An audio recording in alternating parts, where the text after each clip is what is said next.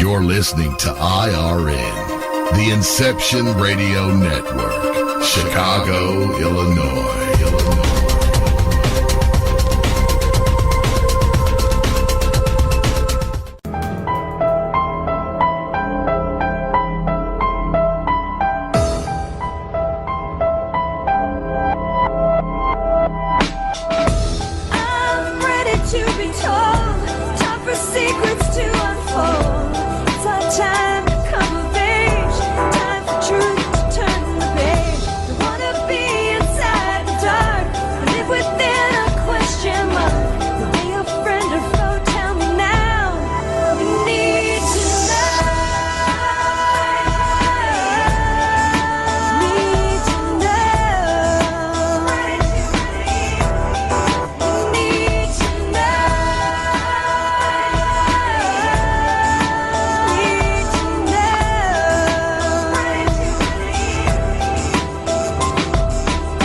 The Extraordinary Phenomenon Investigations Council presents Epic Voyages.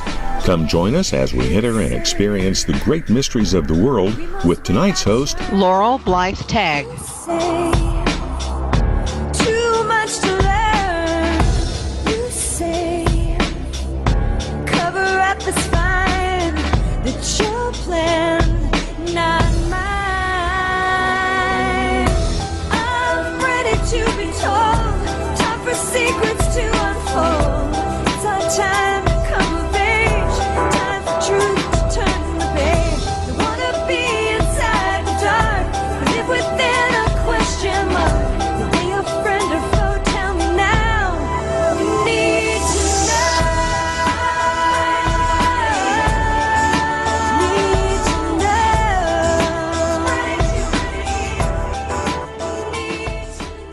Hello, everybody out there, and welcome to Epic Voyages Radio. You're listening to us on Inception Radio Network tonight, and I am Laurel Tague, the host for this evening, and we have a very interesting topic and guest, a new guest. Welcome to the show, Natalie.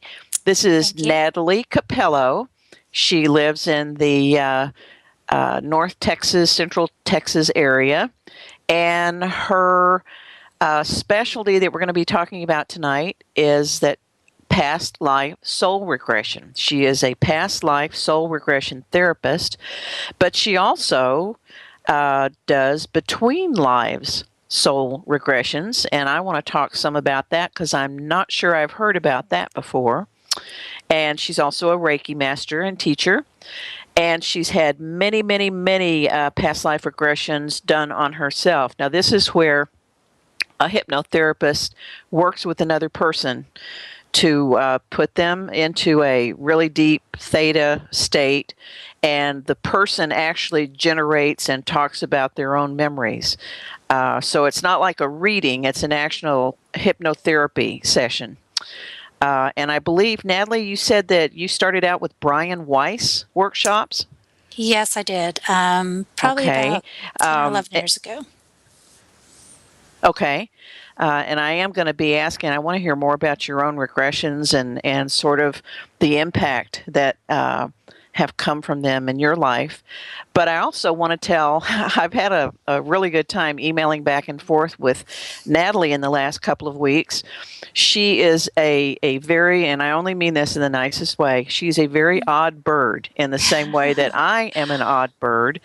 It turns out that we both actually went to the same undergraduate school, SMU, many years ago, and we both started out in very left brain things. I was in mathematics, and she wound up in electrical engineering, and she is still in electrical engineering. She's a VP for engineering, but she has this whole other side on the right brain, kind of like I have gotten into with psychology and metaphysics. So it's I don't think I've ever met another person who has that. It's not like you gave one up and moved on. You're still doing both of them. Yes, and you just figure out how to blend them. Actually, they're they're fairly complementary. It's just it is really unusual because you kind of have to move back and forth, but a lot of this work is mathematical in its own way. So if you really think about it, it's working with energy and everything too. So. Right, and actually, thinking about astrology, one of the things I used to do 20 years ago a lot was charts, and that is extremely mathematical. As a matter of fact, and this was before the computers were around to do it for you. You wouldn't want to even try doing a chart unless you were at least pretty confident in math. It's not like it's hard math, but it's a lot of details like bookkeeping. So I just think we're going to have a great conversation tonight. I kind of have always looked at right and left brain, Natalie, like two horses pulling a chariot, and you really do better with both horses, but the guy in the chariot has got to make sure that they work together. So, okay, that's it for philosophy. All right, let's talk a little bit now. As I said, she does past life regressions, so I'm going to give you her contact information. You can reach her by email at Natalie, Natalie, Natalie at visionaryworkshop.com, visionaryworkshop.com. And she does travel around a bit, but she is available in that North Texas area and probably can travel around within North and Central Texas pretty readily. But just contact her if you're interested in this at Natalie at visionaryworkshop.com.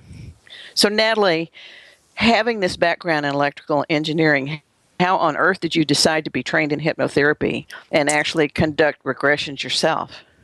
It's just always been a passion of mine. I don't really know how to explain it. At a very young age, I started reading. My mom is fairly metaphysical as well, and so at a very young age, I picked up some Jane Roberts books, and I don't know if you're familiar with those, the Seth material. They were written in the 60s, I believe, or early 70s, and there was one book that really just sort of drew me in, and it was The Education of Oversoul 7, and then I read The Further Education of Oversoul 7, and so I was kind of a young teenager at the time, and those are both. She had a lot of information that she channeled in a lot of the Seth books, but I really liked these particular ones because they were written more like a novel.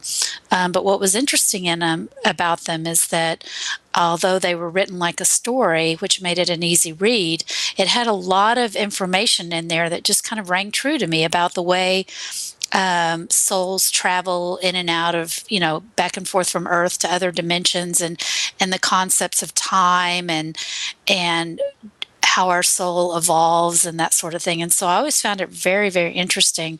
Fast forward several years and many, many, many books. I picked up Brian Weiss's Many Lives, Many Masters, I think shortly after he wrote it.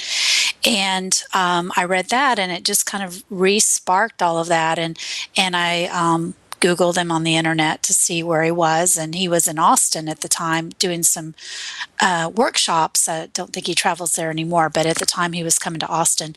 And so I went down there because it's not that far. I went down there and did a workshop with him, and I wanted to do more. And so I found somebody in Dallas who had studied under him, and I worked with her for many years, and she did regressions on me. And I can really tell you why I wanted to do so many regressions, but you find that as you do them, they're very therapeutic, and evidently I had a lot of stuff, either, probably current life and past life together, that I just really hadn't worked through. And it's very, very therapeutic. And so I just kept doing it until I just felt like I didn't need to do it anymore. And being the logical person that I am, I made myself a timetable, and I tried to figure it all out and make sense of everything and put it in a nice, neat box. But ultimately, the takeaway was that I really grew as a soul and as a person from the experience. And I think I cleared out a lot of a lot of stuff. And so now I just feel like I see how empowering that is for other people to have that same experience. People who have phobias and people who have, make the same. Have you ever met somebody, then you just go, why does she always pick the loser guy? Or why does she always put herself in that position? Or, whatever it is. And a lot of times we'll repeat the same patterns because it's just stuff that's left over and we don't even really realize what we're doing. So it can be very, very therapeutic to go through that process and clear some of that stuff. So That, you just touched on about 5 different things I had planned to talk to you about tonight. Well, we can expand on all of them. Let me go ahead and ask you this one. I've got a question here from JR, and he wants to know, what is your opinion about pervasive anxiety as a result of past life experiences? Does that make sense to you? Like, it's really what you were just describing, people who seem to think that, oh, I just can't do that and whatever.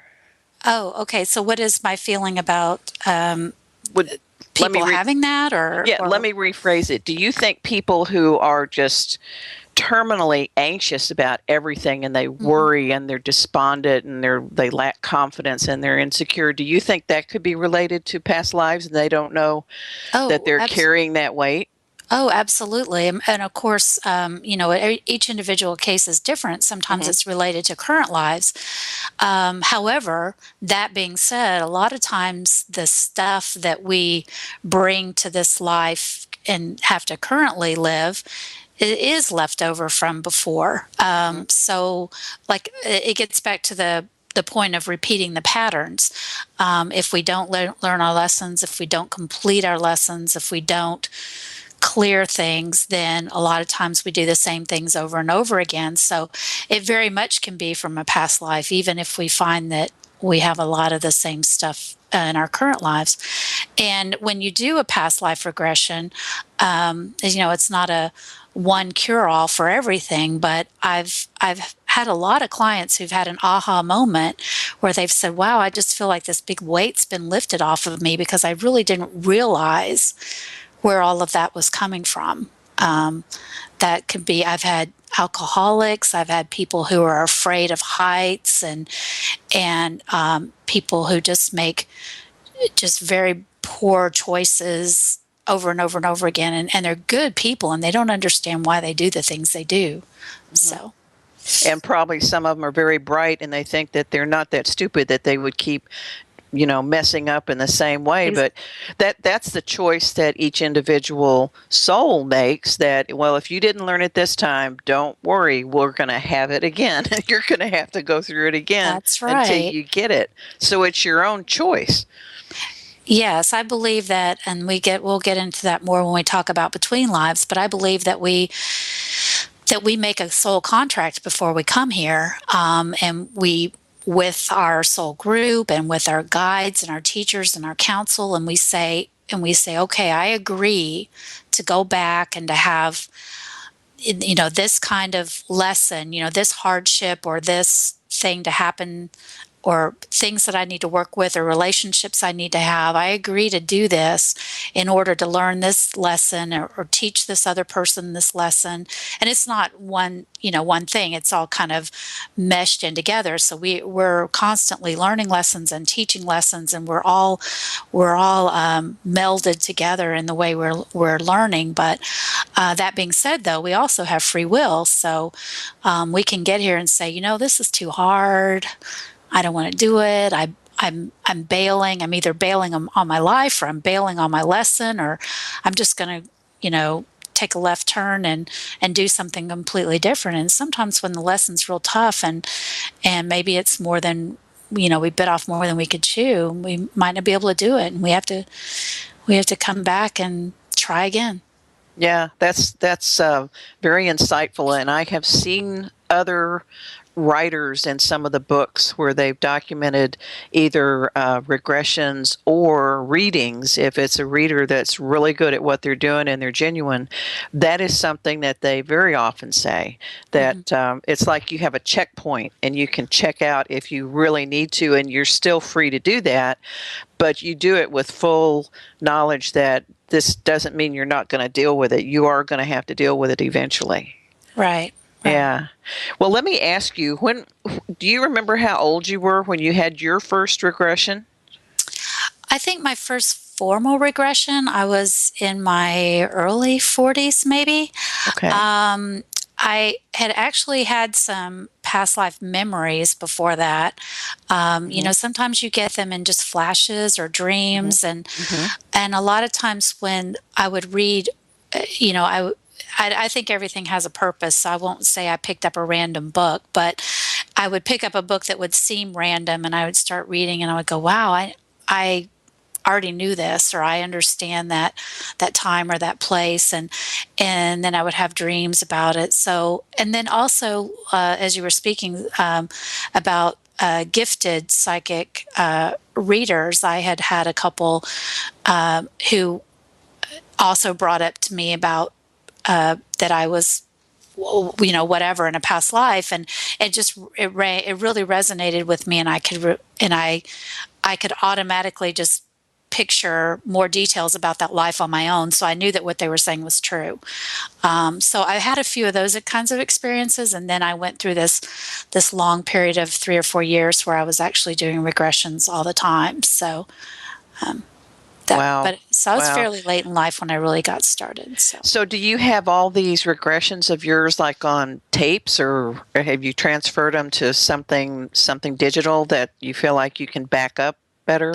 Well, the therapist that I was going to, she didn't tape the sessions at the time, and she took copious notes, but they were sort of shorthand, and so I couldn't always read what she did. She was kind enough to give me copies of them, and I have copies of all of them.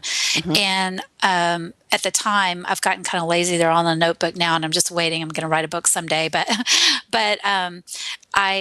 a lot of them I was able to translate into something legible, and then I would go home and take notes as I got more information when I got home. And I also do a lot of pictures. I do a lot of visual things. And then later on toward the end of the sessions, she started typing on a computer, which was much more efficient because she could type as fast as she could write in shorthand. And so I do have that. And I do keep it in a notebook, and I've got it compiled at least by time, but a lot of the information I still haven't put it all together yet.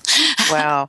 Two comments about that. One, I cannot wait for you to draft your book. I know, I'm excited. I will be the first purchaser of it because I really want to read that.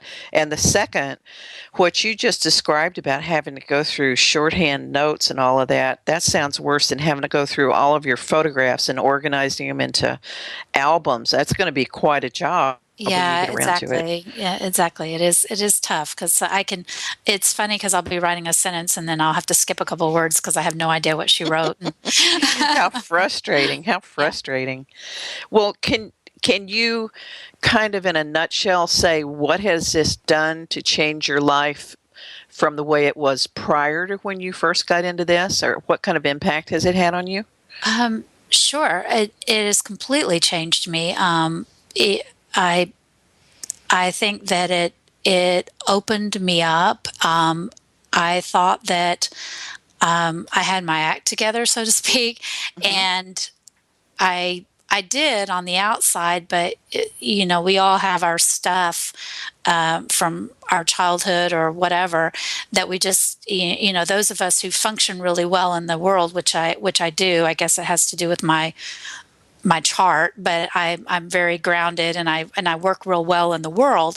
But that being said, I just sort of shoved everything in and I didn't really understand myself or express myself, and that can be very damaging to your health and just to your psyche after a while.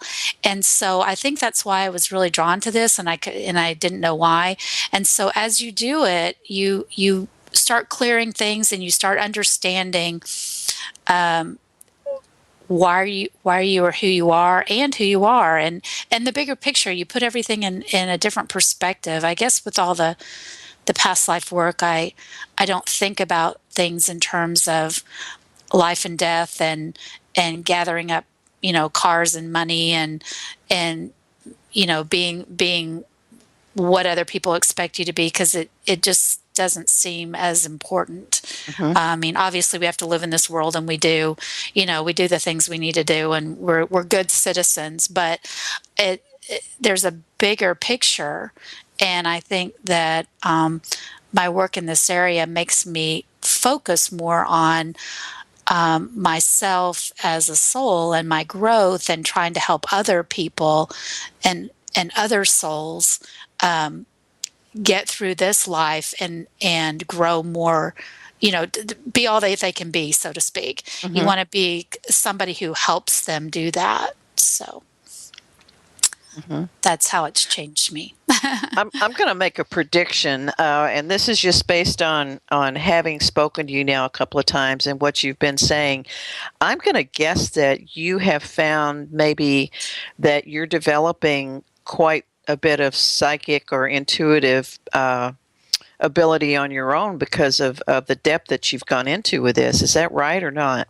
Yes, that is true. I mean, I wouldn't call myself a psychic or a medium, but I think from an intuition perspective, and also a empathic, I'm very tuned into people's emotions, and I do have good intuition, I believe. Yeah.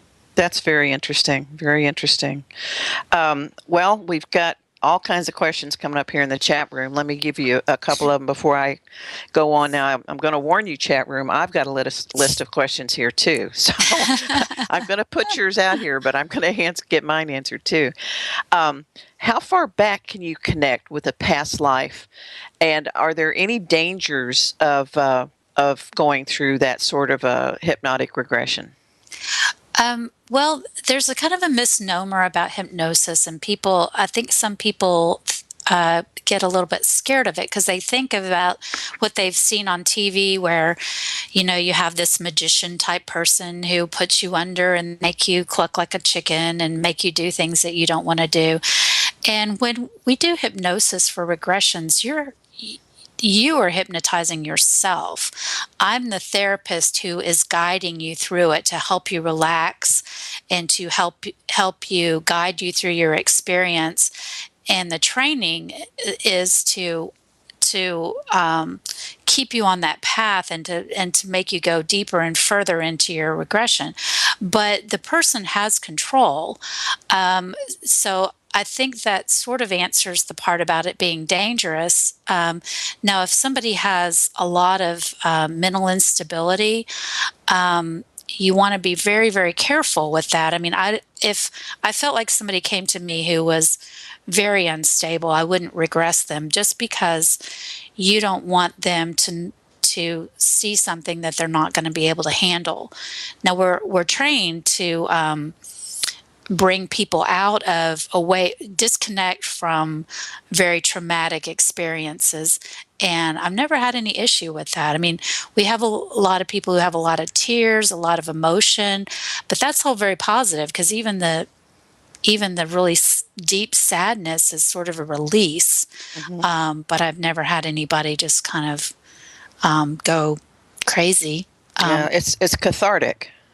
Yes, it is. It can be very exhausting, but it just makes you feel so much freer afterwards. So, well, you brought up in that answer a question that I had. That's just a practical question. When a person wants to have a regression done, and I have thought about this for actually many years. I very much would love to have a regression. How would you advise someone to go about choosing a therapist? I mean, what should you look for? Is there something that's a red flag that you should avoid, or what kind of advice could you give people? Well, I think you ought to, if you know other people who have done it, I would look for personal references. I would. I went with my gut. What I did is I found somebody who had studied, in my particular case, who had studied under Brian Weiss, and I felt comfortable with him. And then I looked at the list and I just went with what I felt. And she ended up being, a wonderful person. And then once you call someone up, you just want to feel like you've got some kind of connection with them. Like, to me, red flags are things when I just don't feel like they're interested in me, or I get a sense that they don't really do the work for the right reason, or they may be kind of robotic. I've had that experience too, where people are just kind of going through the motions, and they're like, okay, well, I lost my job, so I got this certification, and I just do this because it's a way I can make some money. And you pick that up, you sense that, and I don't think that's. I'm not saying you can't have a good experience, but I think that that's not positive. And the other thing, this is a big one, but I don't really know how to. I wouldn't know how to know this ahead of time, except for just your intuition, and that is you don't want to go to someone who's leading you. I mean, we're very, very careful in a regression to let the client lead the way. We're very careful not to make suggestive comments. Let me give you an example. If somebody, if you got to some place and I said, "Are you inside or outside?" And they said, "I'm outside." And I'm like, "Oh, okay. Are you in a garden?" And are you? So you're a girl, or whatever. You want the client to give you all of the information so that it's their real experience. And what happens is then they sort of after it first starts and it's kind of not very clear, it becomes very, very obvious that they're really living that, because they become very emotional and very they get to where the information just starts coming so quickly. So those are the kinds of things that I would look for, and just trust your feelings, or get referrals if you can.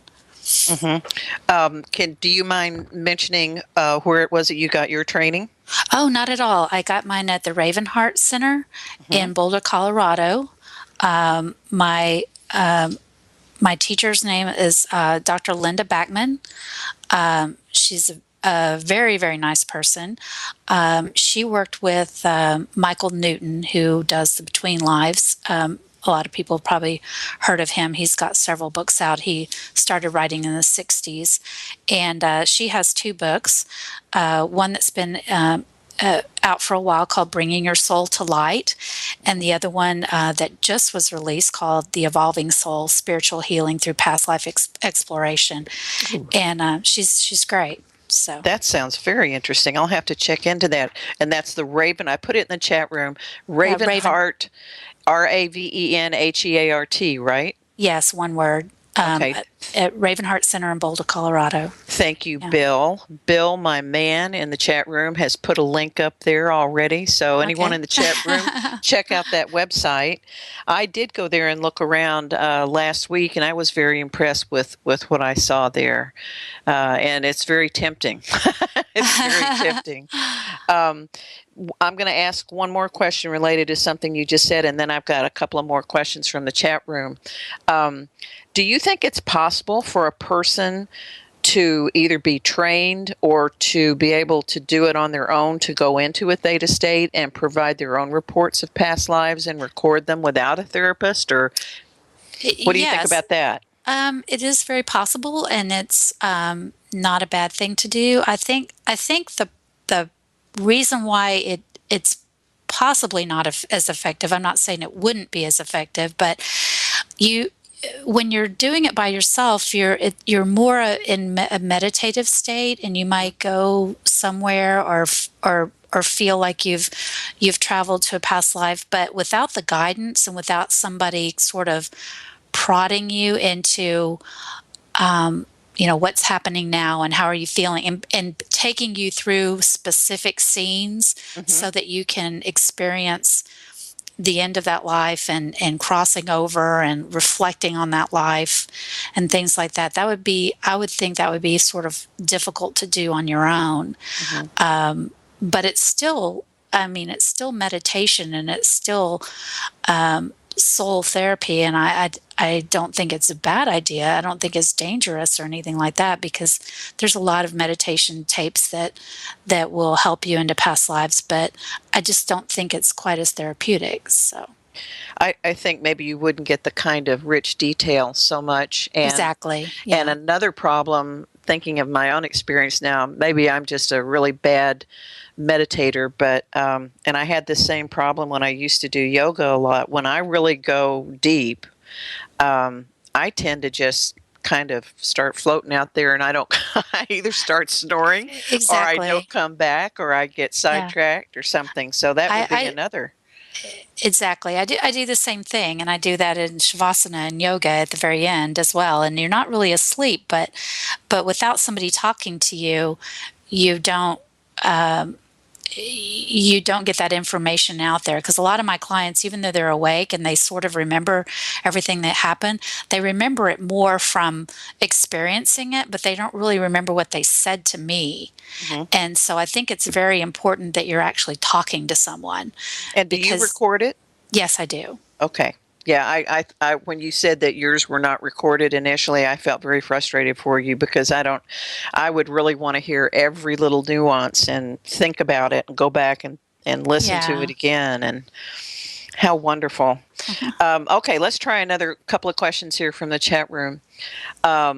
Bill wants to know, can our dreams of unknown people or settings, I guess environments or contexts or locations, be an indication of a past life memory?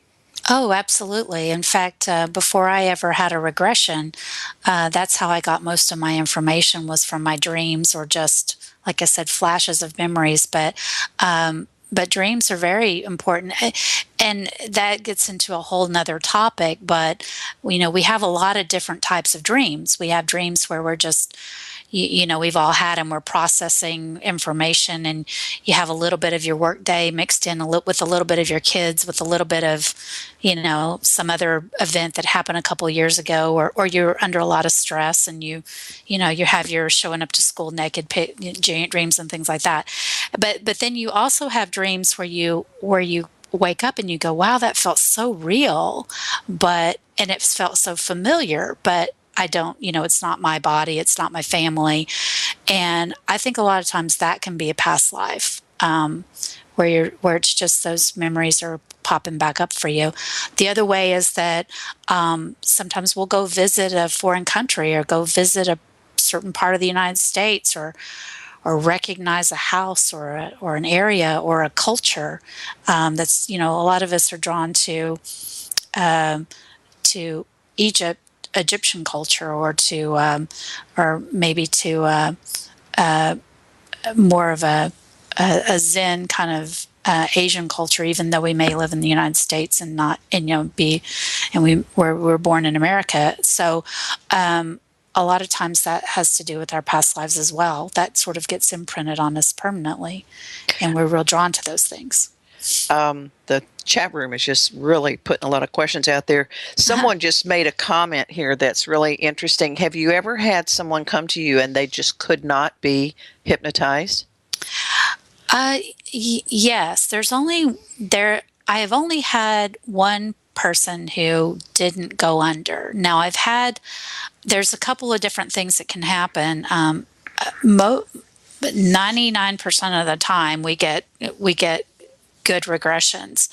I've only had one person that I wasn't able to hypnotize, but I think, like I said back before, I was saying you hypnotize yourself, and you have control over whether or not you allow yourself to be hypnotized. And I think that she just had too much going on. It was probably best because she probably didn't need to be doing a regression.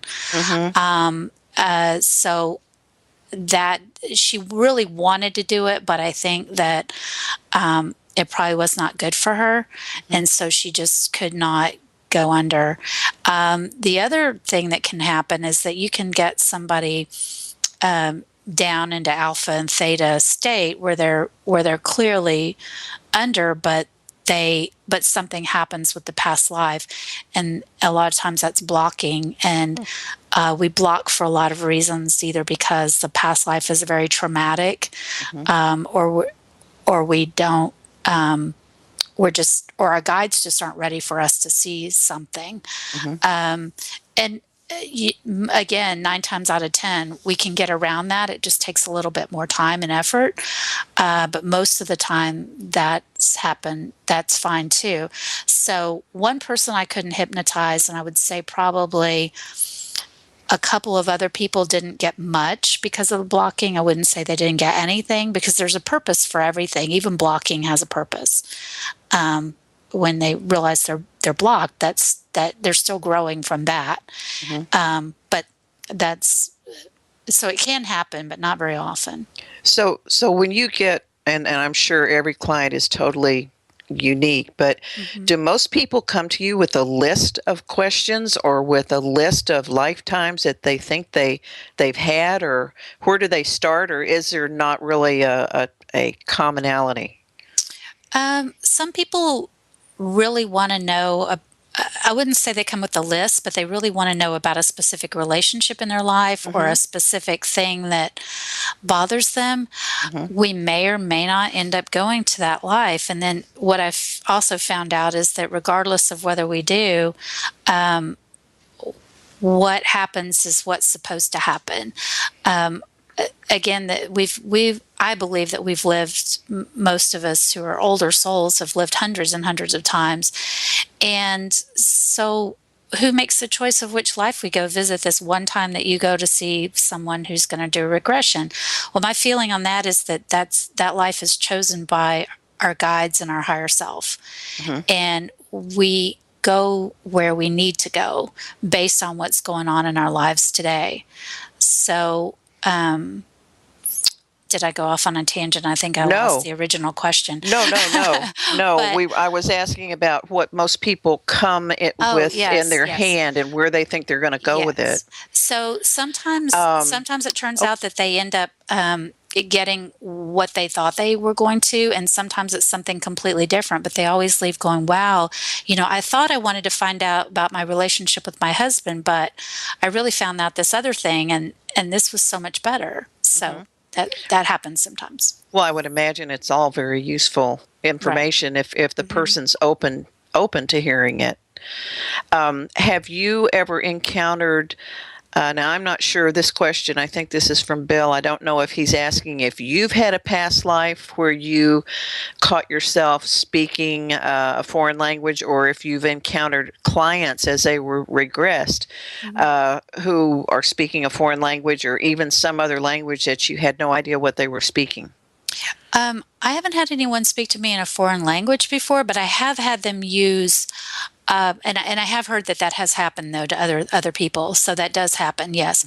My personal experience with clients has been that it is funny, and it just kind of makes you smile. I have had people change their dialect and also the kinds of words that they use, if that makes sense. Like you and I have a way of speaking, and when they go into regression, they sometimes will, I don't want to say it's old English, but it's just, it's a way that people don't speak today. And it's very fascinating because they use the language very, very easily, as though that's the way they commonly talk. And so I find that very interesting. And then personally, one thing that I've noticed about myself in my regressions is that while I didn't speak another language, I knew a lot of things about other cultures and languages and things that I don't that I don't know personally. And that was in your regressions. Right. This one, I have had one primo dream in my life, and I remember it vividly as if it's a movie I've watched 100 times. And in it, I was speaking German, but I could understand this other language that was being spoken around me by other people. And when I woke up, I realized that it was Yiddish. Oh, And yeah. at that time, I did speak German. I was taking it in college, but I have no idea how to speak Yiddish. But I knew for a fact that that's what I was listening to, and I understood it, and I was able to speak with the other people around me in that. So that's not a very uncommon thing, especially when you are dreaming, to have memories or scenarios where you're actually speaking another language. Right. That's wild. Absolutely wild. Now, here is one that's going to relate. I had mentioned earlier when I introduced you that you also do between life regressions. Now, we've got several questions here from people wanting to know about having lives as an extraterrestrial in some other place in the galaxy, or what's the process of reincarnating into a new body. When you talk about between lives, where is that? Where are these people when you're regressing them and you say that they're having a between life memory? That's when they're going to the other side. That's when they're not in an earthly body. People have different experiences, but most of them are kind of similar. They see themselves as light beings. They have a color depending on your soul. You can go see a council. You can go to the Akashic Records. You can go to a library. You can go rest. There's all different places that you go, but you're not in a body. And it's very difficult to explain. And the reason I understand this is because of doing it myself. It's hard for us to articulate. The colors are so amazing. The world is so amazing, and the information that you get is so overwhelming that we can't even translate it into words that we can understand as humans. And it's the between lives is where we go before we're going to come back. And so what's interesting about the between lives session is that we get so much information about that person's soul and about their soul group and about where they are and how they choose their next body and what percentage of their soul's energy they bring with them to the next incarnation, and what made them choose to come back when they did, and lessons they're learning and that sort of thing. So that's what we talk about in the between lives. Now, I have read many books where they've talked about when you leave a body that typically no one just runs right back and jumps into another one. There is some time off, for a lot of different reasons. And some people, it's quite a long time, and some it's not. But you are the first person that I've ever heard say that people can have memories of where they were. I think that's just fascinating. Yeah, and we tap into those memories in the between lives. I mean, I had some really interesting ones, and but it's so amazing. It's hard to even explain what it looks like or what it feels like. But yeah, and it's hard to. It's also hard to judge the time that we spend over there, because time is an earthly thing. So again, when you talk about how much time you have between lives, that's in Earth years, but I don't think it quite translates the same when you're not in a body. So, if that makes sense, right? There's two of my favorite movies relate to these issues of reincarnating and past lives and other times. One, and now you're going to know a lot more about me than you ever needed to hear about, but one of my favorites is Somewhere in Time. Oh yes, with Christopher Reeve and Jane Seymour. Yes, absolutely. My favorite movie. It's just so touching. And I love that movie. the whole script of it just seems so, and again, this is more than you need to know, it just seems so believable to me. Yeah. It could really happen. And the other one, totally different movie, but fascinating and a lot of fun to watch, is Made in Heaven. Yeah. Yeah, I did. I can't remember. I know I've seen it, but I can't remember which one. I wish I could remember the actor's name. I will remember it before it's before the show's over, but you would know him. And Kelly McGillis, who was in Top Gun. Yes. The hot flight instructor, she's in it. And he dies as a young guy and goes to heaven. And when he realizes that's where he is, he meets this really pretty girl. And it turns out that she's never been born into a body. And she gets her opportunity to go into a body and go down to Earth. And he is in love with her. And so he decides to jump in a body and hopefully he can find her. So it's a really, really fun movie to watch. And at the very last couple of seconds, they finally realize that they've been in and around each other for 30 years or so, but they never realized it. Mm-hmm. Very interesting movie, but well, let me ask you another question here from the chat room. Have you ever regressed someone who was talking about something that sounded to you like they were an ET in another world?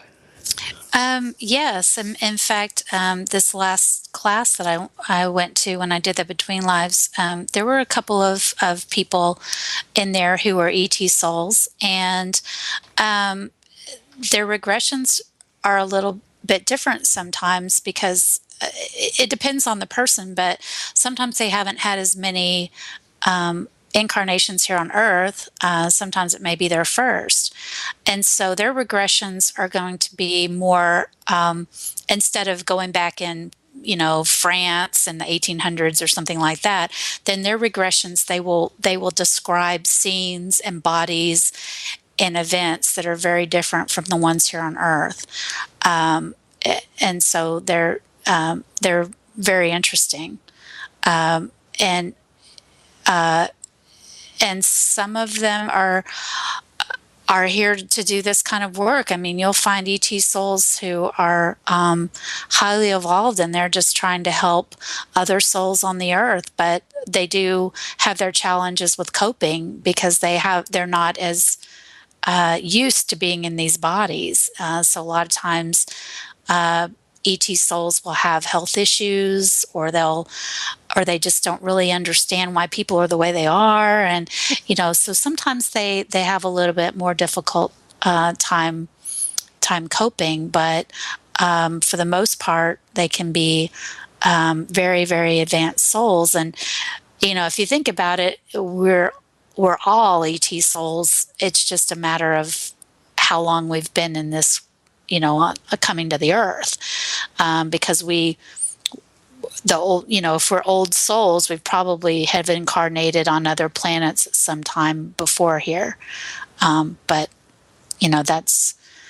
there's different schools of thought on that. I believe that, but that's amazing. That must be the first time that happened to you, that you were regressing someone and you came to understand that they were from a whole different planet. That must have just really, your jaw must have dropped. Oh, I totally believe it. So I was just fascinated. I just couldn't write fast because I take notes at the same time. I mean, he was being recorded, but I was writing as fast. It was like this wonderful movie. I was just writing as fast as I could. It was so fascinating. And you know how real it is because of the emotion that people have. And when they go, that's the other thing, when they realize where they used to be compared to Earth, there's kind of a sadness. There's a happiness for them to be reliving that or experiencing that again. But there's also this kind of sadness, kind of like homesickness in a way. Interesting. And it's kind of sad too. So that's really interesting. What about you know what you've got me going so much here. I usually at least a couple of times remind everybody that they're listening to Epic Voyages Radio on Inception Radio Network, and it's completely your fault that I forgot to say Sorry. that until now. But I'm really enjoying the show. Actually, I know everybody else is too, and the chat room is just really active tonight. In the next hour, we're going to take phone calls, so I'll give you that number out when we start the next hour. In the meantime, if you're anywhere near a computer or a smartphone or an iPad or something like that, you can go to Inception Radio Network online and go to the chat room, and there we are. You just join the chat room and send us your questions. Natalie, is there such a thing as a split soul? Yes. What that is we have our soul energy that some portion of that stays on the other side all the time.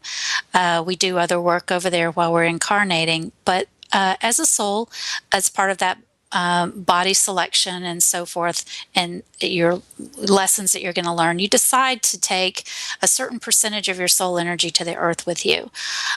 Some more advanced souls will decide that they want to speed up the process, so to speak, by incarnating in multiple bodies at the same time. And so it's kind of hard for a math person to get this, and I sort of get it too. If you think about it in terms of bandwidth going through in the internet, it makes more sense. And if you think about it in true math, but let's say, for example, if you've 100% of your soul's energy, obviously we never bring that into body because that's just too powerful. But let's say that I brought maybe 40% of my soul energy. As a soul, I may have decided that I wanted to live 2 or 3 concurrent lives or overlapping lives. And so I would bring 40% of my soul's energy into each one of those bodies.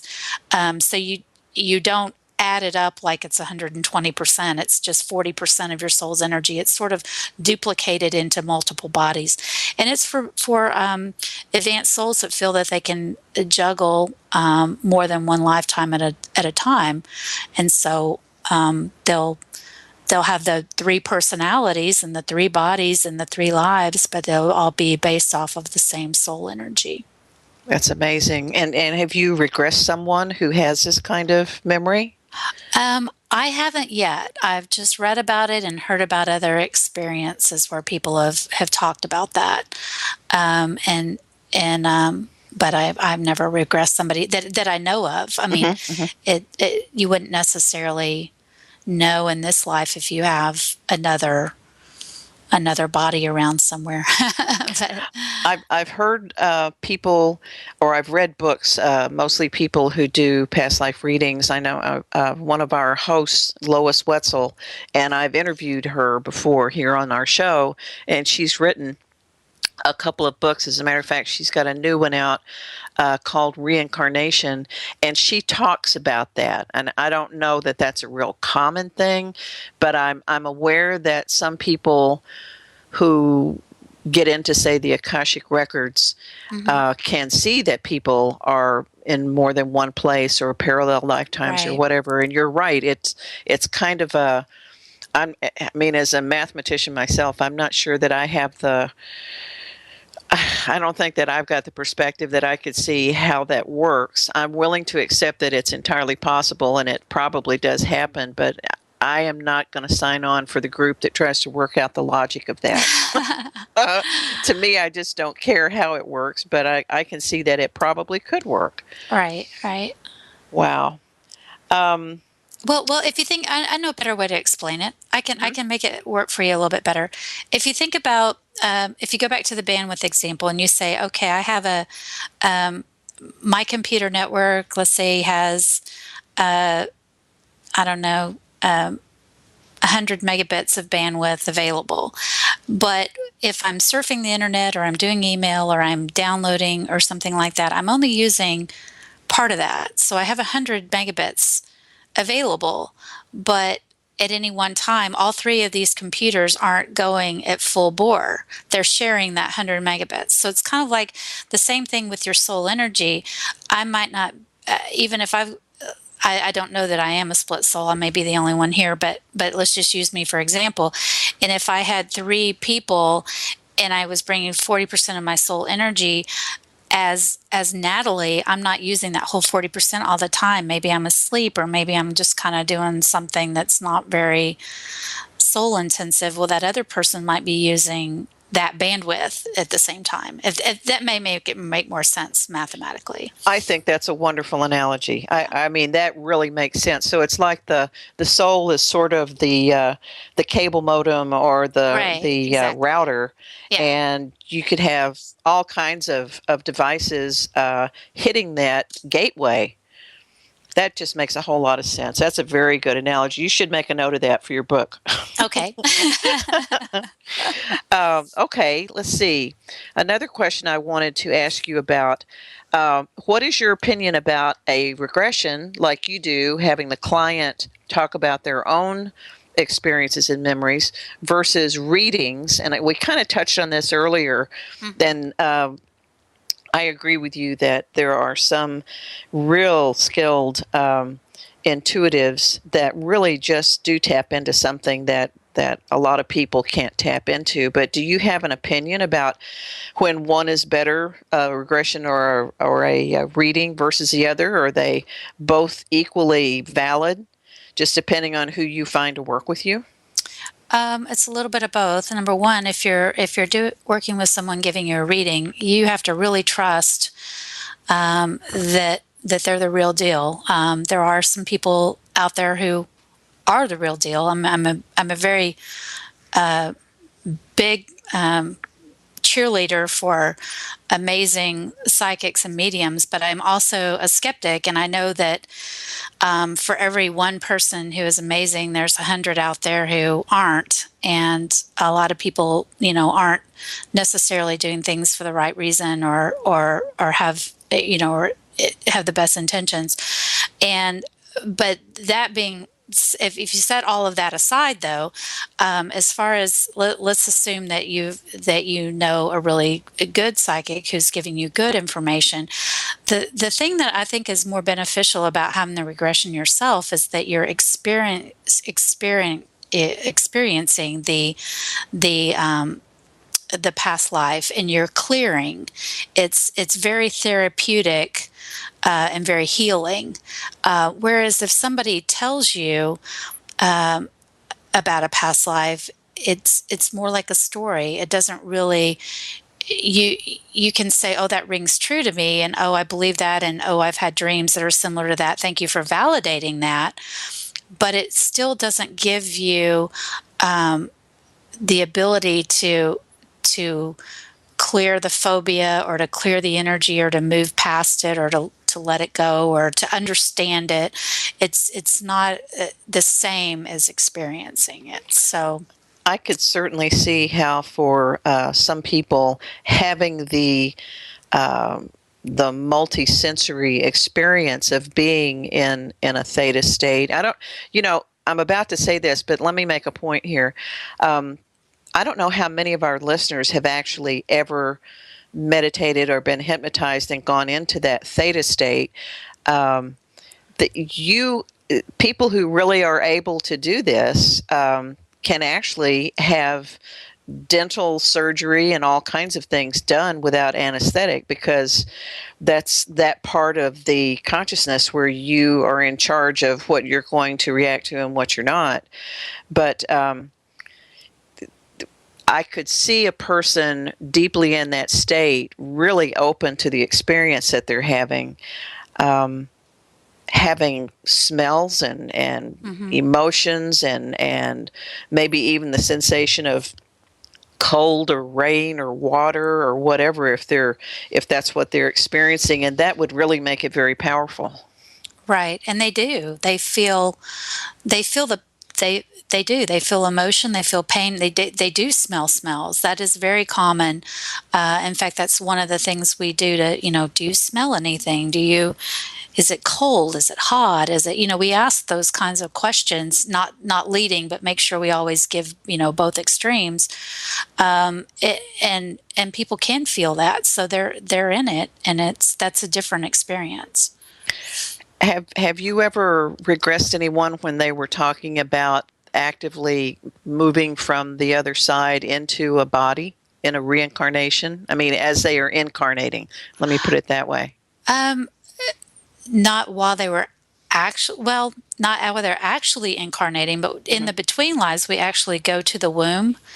And so we talk to the soul about at what point in the mother's pregnancy did they join the body, and how do they feel about the body, and can they feel their mother's emotions and things like that. So we do talk to people at that point. Yeah. Okay. Natalie, I just got the high sign from our producer, Joe, and we're going to take a break here for a couple of minutes. And don't anyone go away. We'll be right back. Welcome back, everybody. You're back listening to us again at Epic Voyages Radio here on Inception Radio Network. Let me give out our dial-up number so you can talk to our guest tonight, Natalie Cappello, directly and ask a question. The number's 888-919-2355.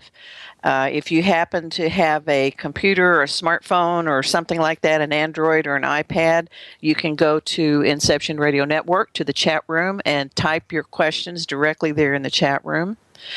And I forgot to do this earlier. I forgot to give a plug for our organization. Sorry about that, Ken.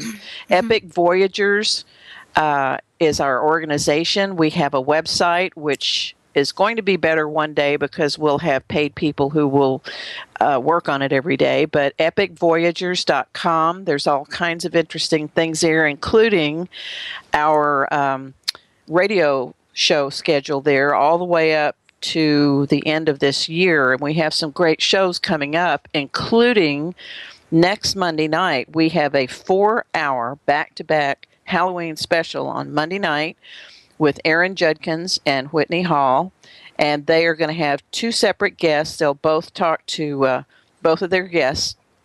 One is Heather Lynn with the book Evil Archaeology, and the other is Bill Schnoblin with his book Romancing Death. He's going to be talking about vampires and experiences that he's had with werewolves, and she'll be talking about all kinds of things that is in her book. He talked to her a couple of weeks ago, and it was just fascinating. I hated that the show ended. So be sure to tune in next week and check out our schedule at epicvoyagers.com, and also look at our YouTube channel. Hours and hours and hours of presentations and meetings there with some of the biggest names that you will recognize in paranormal, UFO, conspiracy theorists. I mean, you'll be amazed at how much is there free for you to take a look at. So please go check out our YouTube channel. And as I said, we're talking with Natalie Cappello tonight, who does past life and between life regressions. And it's just been a really eye-opening conversation here about split souls and multiple concurrent lifetimes and all sorts of things. Natalie, I'm going to start off here with a question from someone in the chat room. They're interested whether we were talking earlier about extraterrestrial souls, people who are in young lives here on this planet who actually are from some other place in the universe. And have they ever described their world in terms of stars in the sky and patterns or constellations? Yes, they have. And different people describe different things, and, depending on also where they are. But one that was just really emotional for me is when a girl was describing her past life, and she just started crying, and she just said she was crying uncontrollably, and I thought she was very upset, and I needed to sort of reel her in. And she said, "No, it's just so beautiful. It's just so beautiful. I just have to stay here for a little while." And she did describe it very similar to that. It was the the souls were different. I mean, just the bodies, the incarnation was different. Lighter. She described it as being lighter than here, that our bodies are more dense. So I thought that was interesting. That is interesting.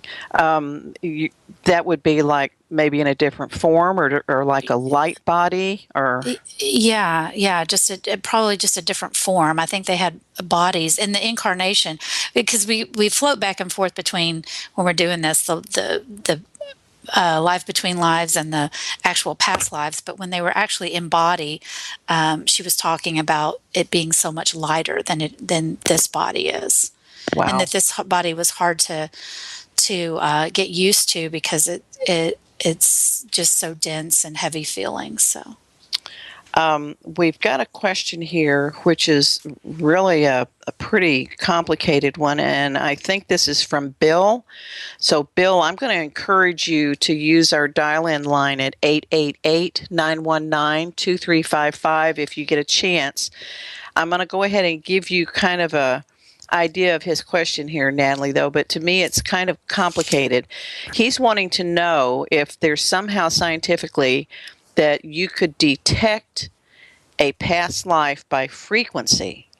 And he says here, and know where this person is at all times and who and where they would reincarnate, so that you could track down people from the past who come back, I guess, in other lifetimes now. In other words, is there like a footprint or something, I guess, that you could, like, do we send out a GPS type signal or something so that you could track an individual soul? I think that's what he's asking. Not in that sense, if I understand the question correctly.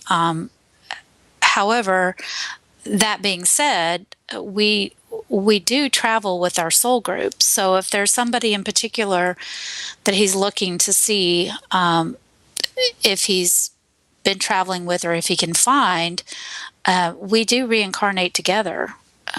So if there's somebody who is close to you, whether it's a family member or a friend or a spouse or a grandmother, whatever it is, that is somebody that you feel particularly close to, or even maybe someone that you are at odds with, it's probably somebody in your soul group, and you probably live lifetime after lifetime with them. I don't know if that really answered the question, but I don't think that we reincarnate in specific patterns, though. However, if you were able to tap into the Akashic records enough, and into what you're doing and what that other soul is doing, then I suppose you could figure that out. But I don't think we can look at it from a mathematical perspective on past lives, because I think sometimes, like we were saying earlier, you stay on the other side longer than you do other times. So I don't think there's really a distinct pattern. How long is a typical regression session that you conduct? It's about 2 hours. Sometimes it's a little bit faster if the person is very, very easy to get hypnotized, and then we just start getting a lot of information very quickly. And other times it takes a little bit longer to get to the point where we're getting a lot of information. So anywhere from about an hour and a half to 2 hours, depending on the hypnosis segment.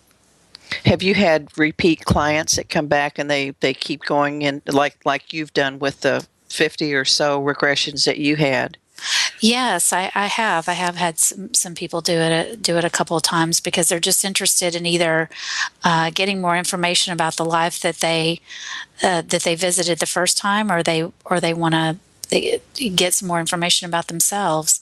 And again, in one case, a lady just wanted to do it again, and she actually ended up going to the same lifetime, but I think that's because that's what she needed. But we never know where we're going to go. Interesting. Yeah. Joe's telling me that we have a call coming in, so when he gets him on the line, then okay, here we go. Who we got on the line? Oh, it's Bill. It's Bill in New York. Yes, it is. With the complicated question, Bill. You would be the one. Natalie, this is Bill. I have to go. Hi, Bill. Maybe I didn't understand the How are you, question. Natalie? Good, thank you. Natalie, okay, on a metaphysical aspect, if our life energy goes outward, now my understanding is there's some sort of possible grid where we go outwards and we're part of this grid where our life energy is going around. It could be dimensional, interdimensional. But what my understanding is that every person's life energy is based on a frequency or vibe. Mm-hmm. And if we're able to detect that vibe somehow scientifically, we could detect the individual frequency of each departed life energy. That's kind of a complicated question, but that's kind of where I was going with it.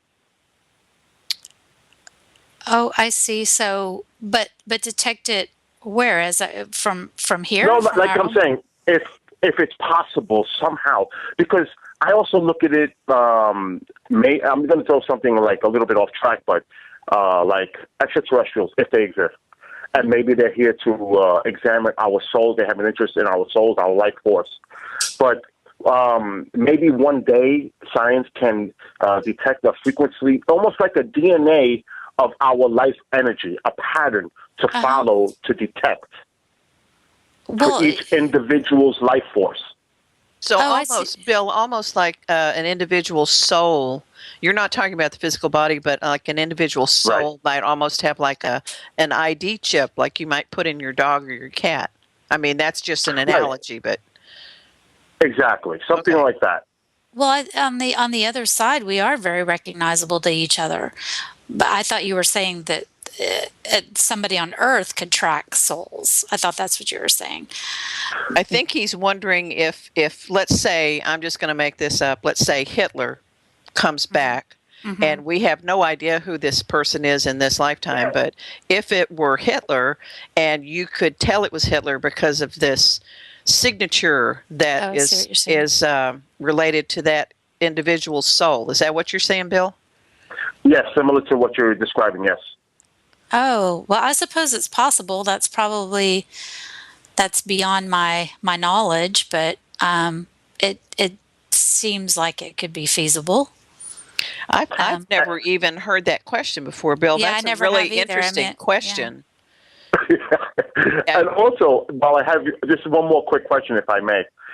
Do you believe that it's possible that our life energy can go to like other planets, exoplanets, and have an existence there, and then come back and into another life after they've had a life there, and express that here?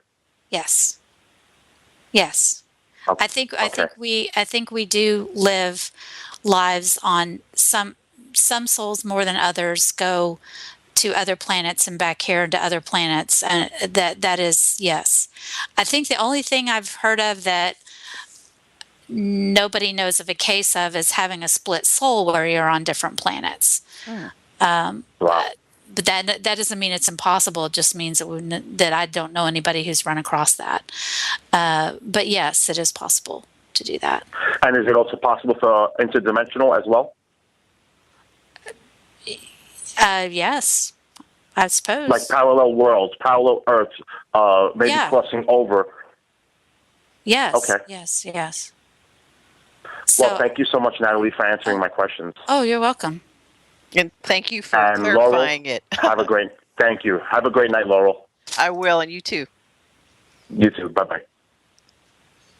Bill is one of our dedicated fans of Epic Voyages. They're in the chat room.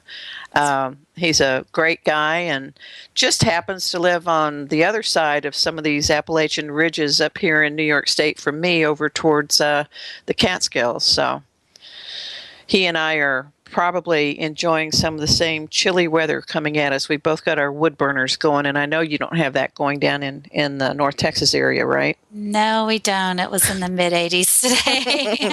Well, I lived there so many years. I feel for you. I really do. Yeah, it can get really hot. This is cool weather for us. We're feeling good. I've got some general questions for you, but I'm going to ask you one that I have a serious interest in. Do you mind, or could you think of at least one of your past regressions of your very own, that you could sort of just briefly describe and say, how did this really affect you? How did this change things for you? Okay.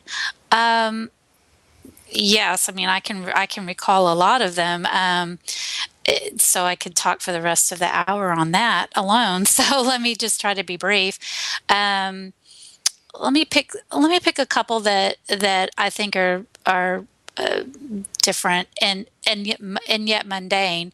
One was that was very powerful for me, and actually was very emotional for a couple of weeks. It took me a couple of weeks to recover from it, but this wasn't revealed to me at the very beginning of the regression, but as things went along, if you've ever done a regression before, you realize that you get more and more information as you go, and you kind of piece it all together. It turns out that I was, I actually started this scene more in my adult life, but if I put it back in chronological order, I was an autistic boy, and I was in Ireland. I was the son of a very religious mother who felt that I was possessed by the devil. And because she didn't understand me, because back in the day, this was in the 1500s, they obviously didn't know what autism was. So if you had a child that acted kind of crazy, then I was obviously possessed by the devil. And so she didn't love me, and she didn't care for me, and she was afraid of me. Fast forwarding, I ended up dying as what I remember in their life as being an old man, but given the day and time and the conditions, I probably was not that old, but if I felt as I was an old man, but I froze to death, homeless on the streets. And so obviously that was not a real grand lifetime, nor was it very, very pleasant. But it was very powerful for me, because for some reason, and I can't really explain why, but I just know this on a soul level, and it came to me so strongly, is that lifetime was to teach me compassion. And that was to teach me to be understanding of other people who aren't like the rest of what society considers okay. And I remembered that. I remember being that person and feeling confused because I didn't understand why I was treated the way I was, and I couldn't communicate. And so it was a very cathartic experience to live that, and it's very difficult to explain, because just talking about it, you can't really get a sense. It's really when you get into the emotionally, and that is one thing I find that's common with all my lifetimes, and I know that everybody's probably different, but I see things and I hear things and I smell things and all of that, but I think more than anything, I feel like I'm that person, and I have the emotions of that personality. And many of them are very different from my own, but I have the emotions of it. Another one was where I was a woman in England, and I went back to this one several times, and I think I went back to it because I'm trying not to use too much time here, but because we're good. Okay. So I had a big lesson to learn, and she was very opposite of the one I'm giving you opposites on deliberately, but she was wealthy, beautiful, arrogant, very, very.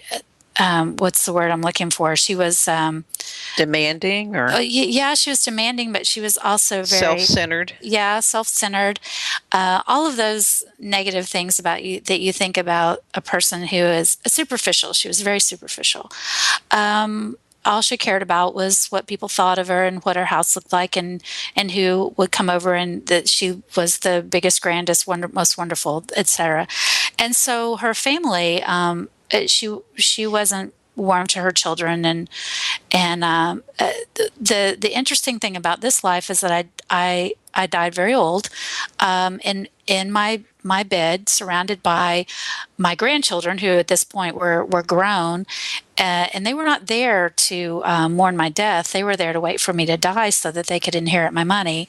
And I was so mean during the life, and I could see myself outside my body, and because I kind of gone into sort of a half semi-conscious state, and so I was my soul was sort of coming and going.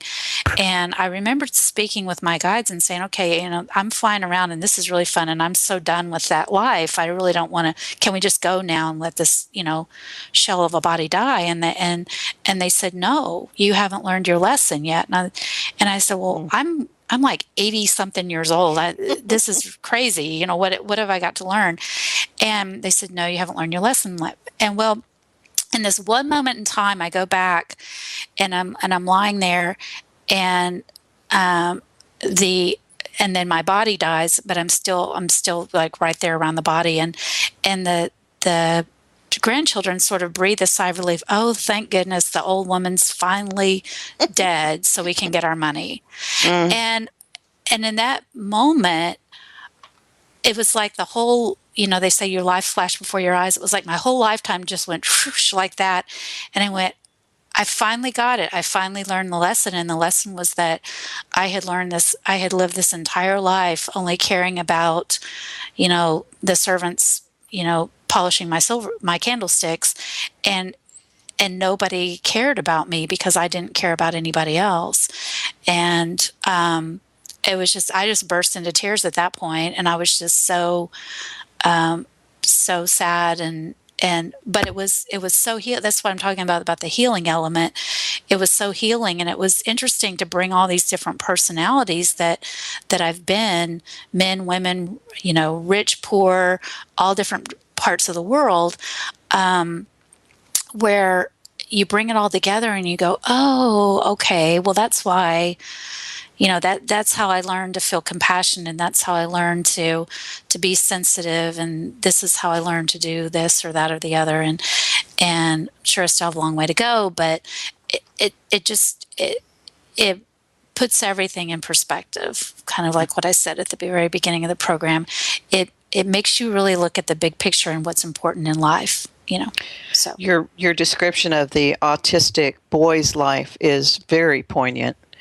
And it made me think, if we here on this planet, humans, whether we come back or we never come back, if we could learn to look at everyone and everything around us through the lens of what would it be like to be in that individual or that thing's position, and would I have the same reaction and the same behavior towards him or her or it that I just reflexively, like stepping on a bug or whatever. If we could just learn to have that lens or that perspective, maybe we would learn some things without having to go through experiencing being in those lifetimes. Do you think that's possible? Yeah, I do, because I don't think we're all going to suffer in the same way. I think that we all, we all do suffer in these lives, and in order to learn some of the lessons. But of course, we have a lot of joy too. But we wouldn't understand joy if all we had was joy. But I think you're right. I think if we if we can take a step back and look at things differently, I think that is the lesson, and we don't have to go through that. And I also believe that I think we put so much importance on how much money somebody has, or what they look like, or what kind of job they have, or how smart they are, and you never know.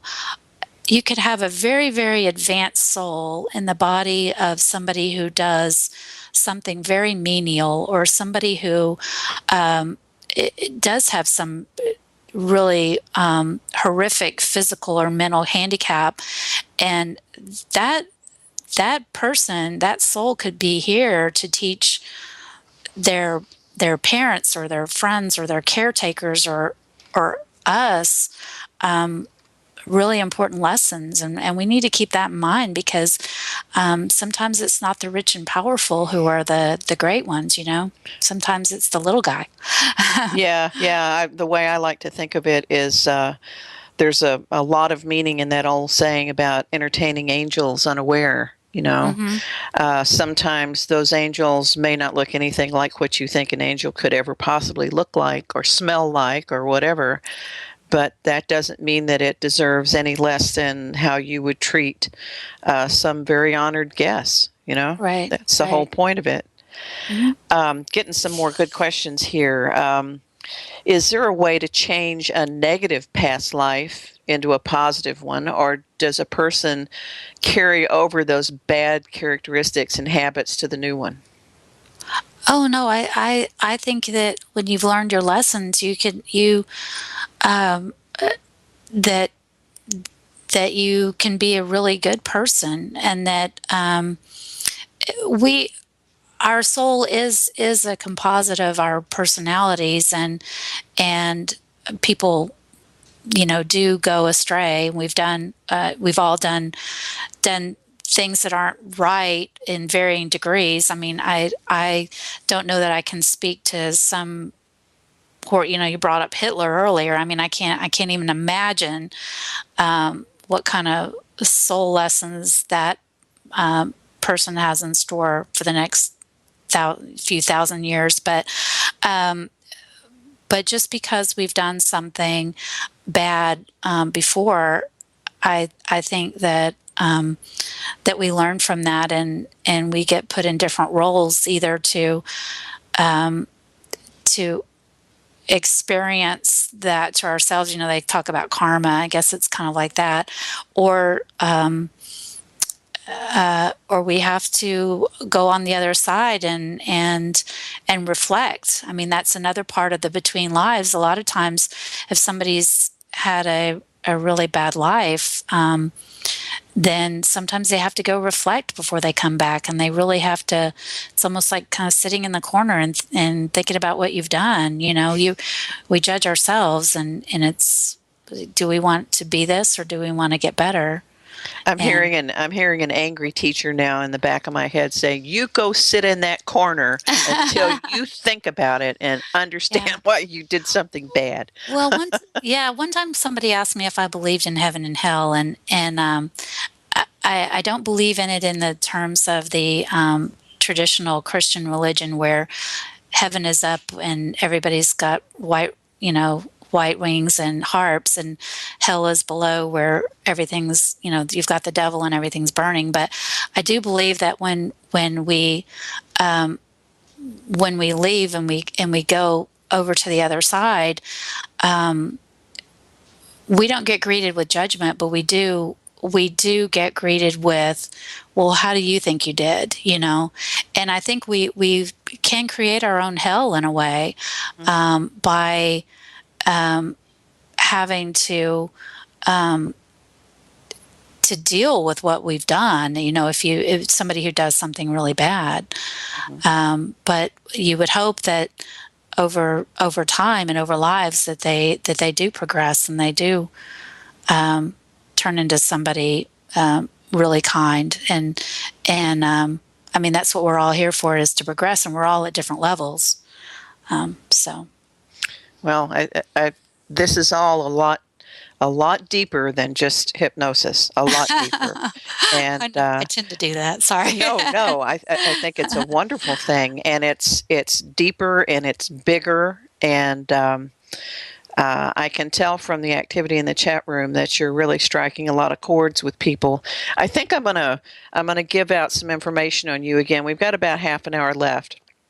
I want to remind everybody that we're talking to Natalie Cappello here, who is a past life and between lives soul regression therapist. She operates out of the Dallas area, but she does travel some, even far out of state. I believe that, did you ever make it up to Maine or New York State in the last year? I did make it to Maine, yes. Okay. And we're going to try to get to New York next, or that area, the Northeast, next year sometime. Wonderful, wonderful. I'm going to try and see if I can't help you guys set up some venues so that you can get up here towards at least the southern tier and northern Pennsylvania. You can reach Natalie if you want to talk to her about regressions at Natalie@visionaryworkshop.com. She is also, if you're lucky enough to be in that North Texas area where there's so much going on with metaphysics and things like this, she has set up an area meetup called the Open Mind Institute meetup, and she will be actually speaking at this in November. And I believe she's going to be in Shreveport this coming weekend doing regressions. Natalie, say a little bit about this Open Mind Institute meetup. What is that? Well, we formed my husband, John, as you know, he's another radio host. He has several meetups that he's grown over the years, and I wanted to start one that was primarily focused on past lives and things that we've been talking about this evening. And so we actually took over another meetup but changed the name, and it's called the Open Mind Institute. And it's at the very beginning stages, so people can go to meetup.com and search for the meetup and join. That way they'll be able to see our calendar when we actually do start having events. And I'm planning on starting something in November, but I haven't posted anything on the calendar yet because I don't know exactly the location. So I'm thinking the North Dallas area, probably somewhere around Plano or maybe a little bit further west. But I haven't really found the exact place yet. So if people would like to join, they're welcome to do that, and then that way they'll be notified anytime we do go ahead and get that started. So it's at the very beginning stages. Wonderful. It occurs to me, and I want to ask you this question. Does this kind of work, doing these regressions, take a toll on you? And do you have some kind of a support group of colleagues that you can go to if you're just, if something really did kind of take the wind out of your sails in a session? Yes. I try to really center myself and meditate and protect myself before I do these sessions. Some are easier than others. They are, interestingly enough, they are very exhausting because I really try to connect with my client, and I spend the entire 3 hours or 4 hours, depending on whether we're doing, or 2 hours or 4 hours, depending on whether we're doing a life between lives or a past life. But I really engage with them and want them to get the best experience, and I try to stay very connected with them in their experience. And so it is very very draining, but yeah, I usually do just there's a few people I can talk to, and I just not telling the client's story, but just kind of trying to re-energize myself, and I do try to just take walks and decompress and go to yoga, but sometimes life gets in the way. We get very busy and we're not good at centering ourselves, and then that is hard. So that's something I'm having to work on, is kind of slowing down a little bit, because I do have so many different things going on. And it is. You can't do too many of these in one day, otherwise it's just exhausting. Oh, I can imagine. Yeah. I can't even imagine seeing more than one individual in a day, because I'm guessing that this kind of, I don't know what you call it, the impact of doing it and tiring you out is mostly from kind of taking it on as your own and empathizing. Yeah, and you try to you try to stay disconnected enough to protect yourself. But I mean, I find myself crying all the time. Sometimes I can't even talk to clients when I'm trying to help them because they start crying and I start crying. And so I'm trying to try to work on staying disconnected enough to at least, not get drawn in entirely, and because it can be very emotional. So, well, I bet it is very touching. And sometimes it would be to hear the real stuff of life, the real thing, and understand this is not just a script that somebody wrote. This is actually a lifetime that this person went through, and many times they're sitting there with you because they're still suffering from it. That's very touching. Exactly, and it's my job to try to help them release that pain, so that they can move forward. So, I take it very seriously. So, do you have an opinion personally about why it seems that topics specifically like reincarnation, past lifetimes, life after death, near-death experiences have become so incredibly popular in the last 10 or 15 years? I really believe it's because it's a little bit more, it's become a little bit more okay, I suppose. I think a lot of us, I know me, even when I was a teenager, all of this was very important to me, but I wasn't about to tell anybody. And more and more as time went by, I ran into so many people. You'd be wearing a crystal or necklace or something, and somebody would.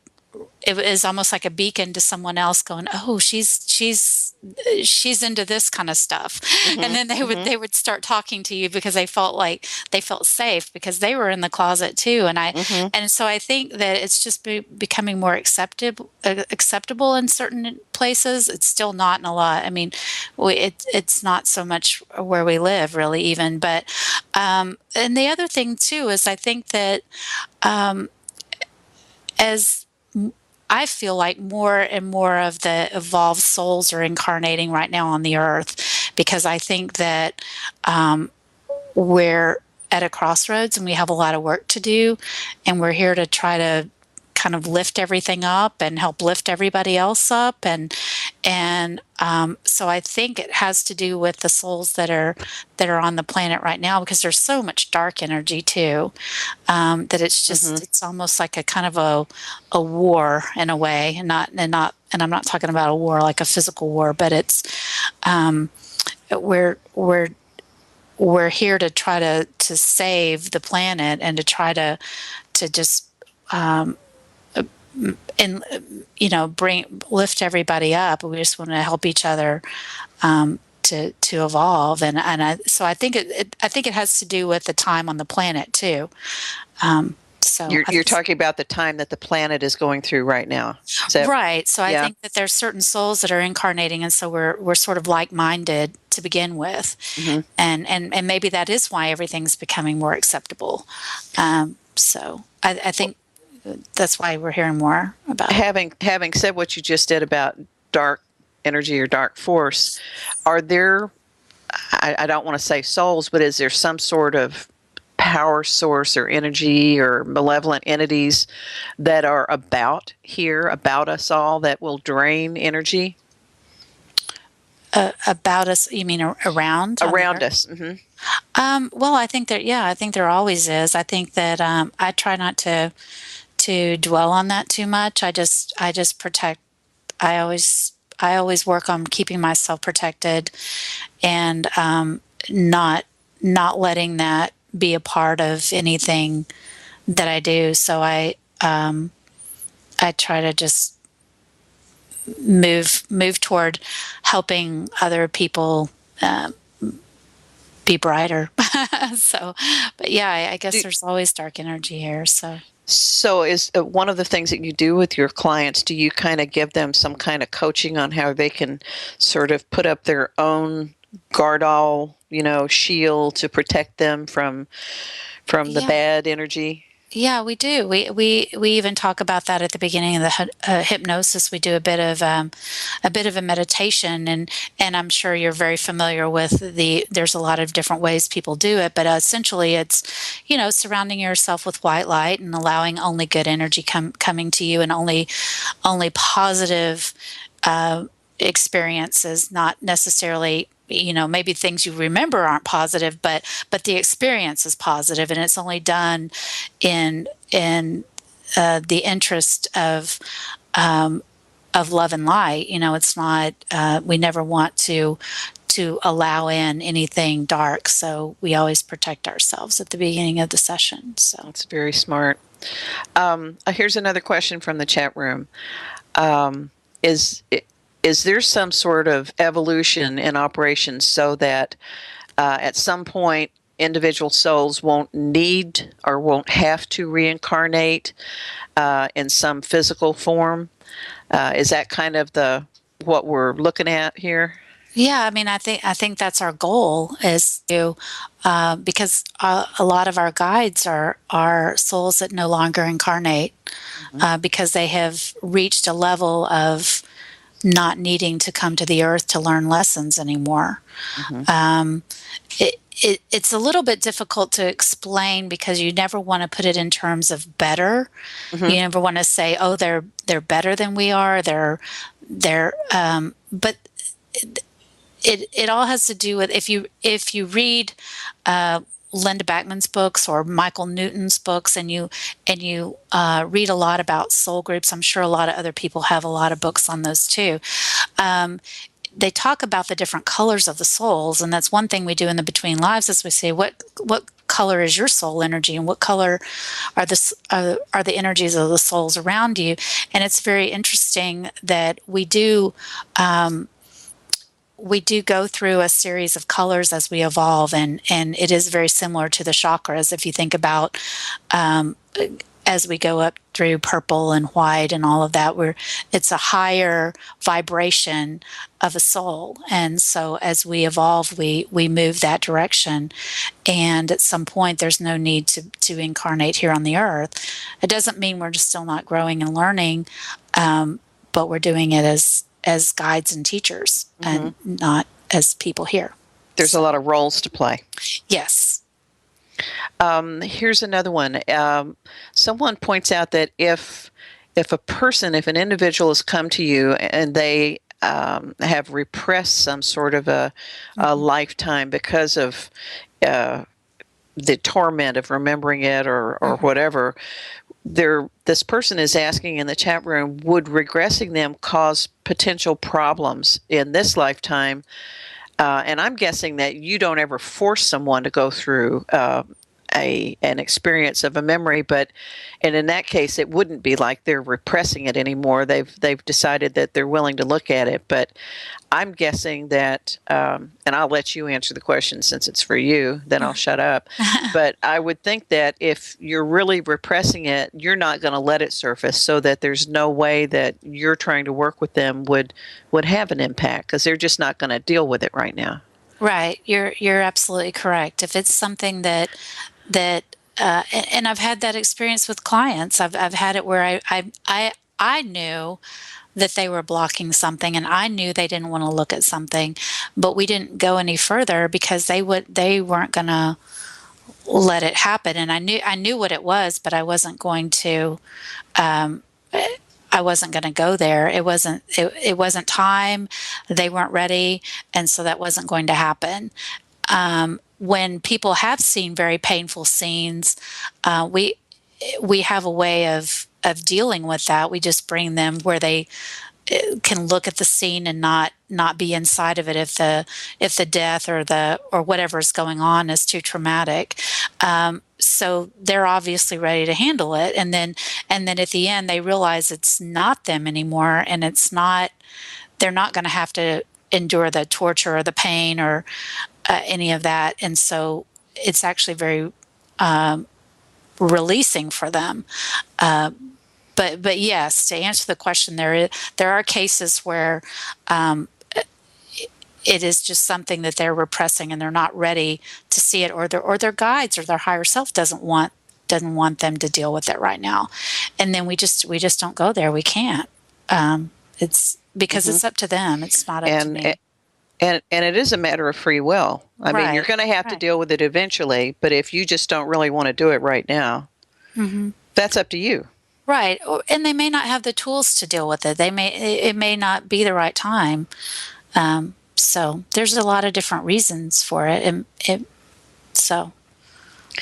Okay, well, I'm gonna remind everybody we've got about 8 or 9 minutes left, and now is your chance. If you want to call 888-919-2355 and ask Natalie a question yourself, or you can contact her anytime you want to at Natalie@visionaryworkshop.com. She's going to be in Shreveport this coming weekend. How would they find you in Shreveport? I'm at the Peace of Mind Center. They'd have to just Google Peace of Mind Center. And our calendar is on johncappello.com. Okay, so there's another link for you, johncappello.com, and John is actually in the chat room right now. And John is a host of his own show here at Inception Radio Network.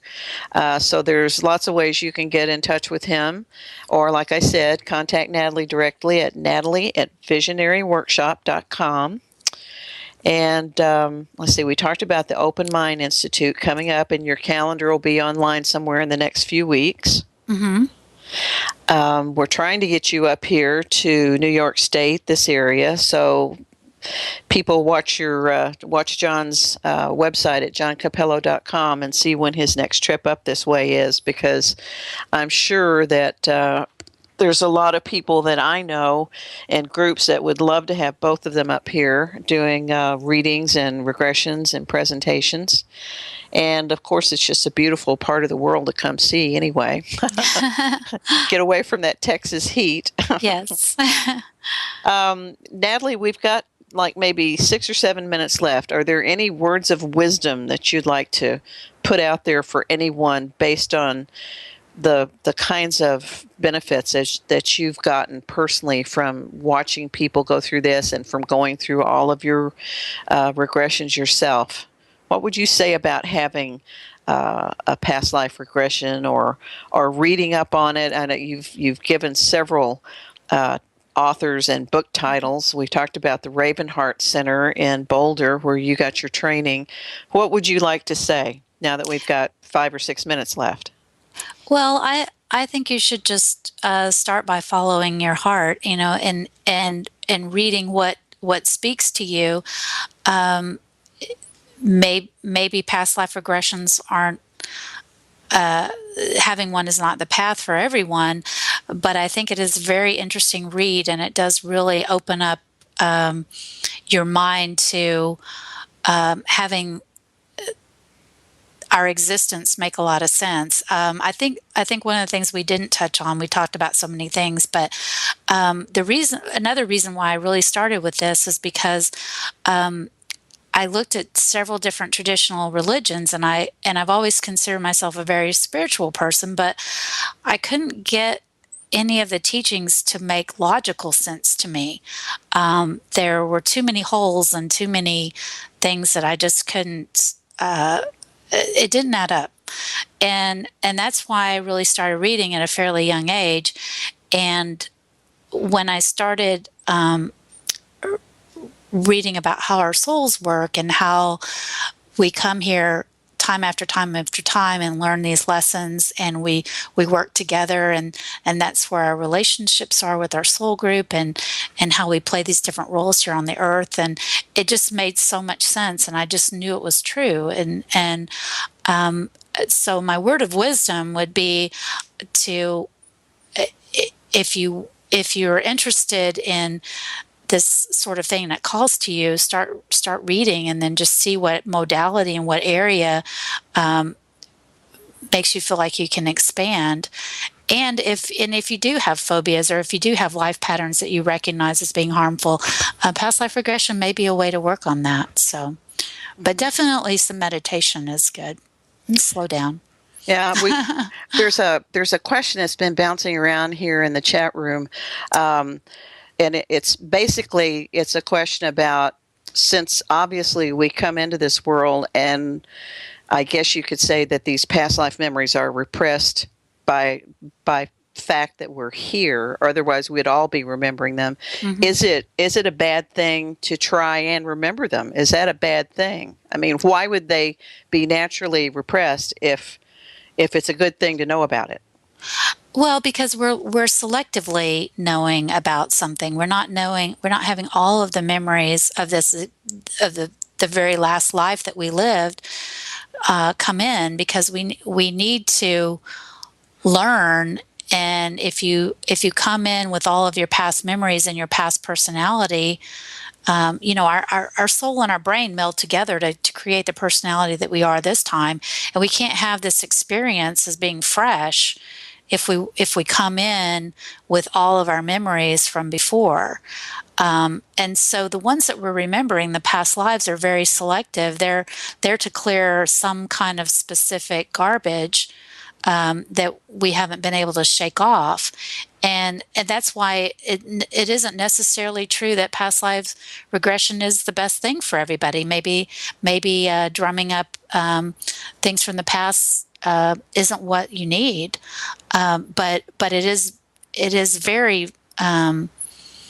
very healing if you're carrying around baggage that you don't even realize that you're carrying around. So what I'm talking about is just selective memories on lifetimes that have scarred us, to clear that energy away. So I think that's the difference. Yeah, and it is very similar to really good psychological or psychiatric therapy, where you bring something up that's been festering that Right. you weren't directly aware of, and by virtue of seeing it and seeing that it's not the end of the world, that you know about this now, you can get by it, you can get past it. Mm-hmm. Yeah. It's a lot easier to let go when it comes to your conscious memory, and then you go, oh, okay, well, that happened then, and oh well. Whereas before it was like this just horrible thing, and you didn't know what it was. You didn't know why you felt like you had a knife sticking in your back all the time, or you didn't know why you were afraid of water. And then when you find out that it was something that happened to you in the past that you just haven't, that was so traumatizing that it imprinted on you, then you figure out that it's not the big deal that you've turned it into. So. Yep. Well, Natalie, we are just flat out of time, and I have enjoyed talking with you tonight so very much, and I'm definitely gonna have you come back and talk to us. We've got so many questions in the chat room and such good conversation. So I really appreciate your agreeing to be with us tonight, and I can't wait to meet you in person. Well, thank you for having me, and I hope I do meet you soon. Absolutely. Me too. Sooner than later is what I would like. I'm going to put in a real quick plug here. Joe's telling me I got to close it out. Be sure that you don't miss our 4-hour back-to-back Halloween special next week right here. Starts at 8 p.m. Central. Aaron Judkins and Whitney Hall with 2 guests. And it's going to be all about vampires and werewolves and evil archaeology and probably some demons and some other things thrown in there just for the fun of it. So please join.